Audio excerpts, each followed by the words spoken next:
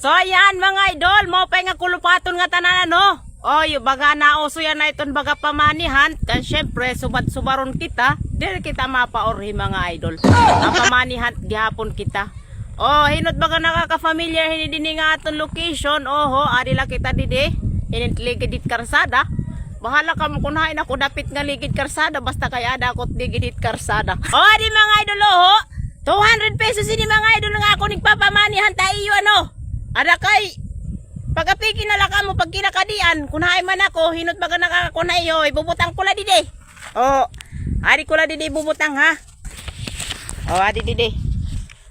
Oh, dadatungan ko lahat bato mga idol ha.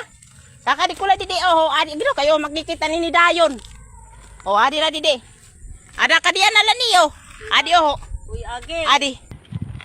Iya gan gi pamanihan na niya inutang ha akon. Ha? Paupay ni mga babae kawa ni mo. Ano ka? Inutang ni mga akon ipay mo ipapamanihan. Yun. Ano ti mana ni kaliwat kakukuan uy ka. Iparalit ka ton sura, imo gindali-dali pag utanga, tapos imo lang ang ipapamanihan. Ay, ano ba ito? Uso na ito yan ha, uso. Uso-uso nga waray ako sura, ika dito. Ayaw ko na anay liwat. Kahinumat maagi ito din, ika ako man lang maagi. Ako na lang mapurot. Agit ka, open mo. Ikaw mapuro, tapos may utang lagi hapon ako.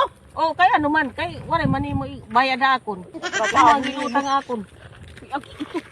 Ako na lang mapurot. Ya, iuli ko na lang. Oh, paini mo bagay mo pag ginuutakan. Kaya mo iniutang akon para lit ko nga nini sura. Kadang sinunod kaliwat nga ni. Kay nagpapamanihan ay ani ka man di nilot ako. Kaya nagpapadamo ito. Followers ito ka dito, nagpapamanihan. Mo pay na la kay imo gimbalik kay papalit ko ni isda. Gore ako sura. Guguol ka liwat, mauli na lang ako. Ino man liwat. Sige, salamat ha. Diskarte ko.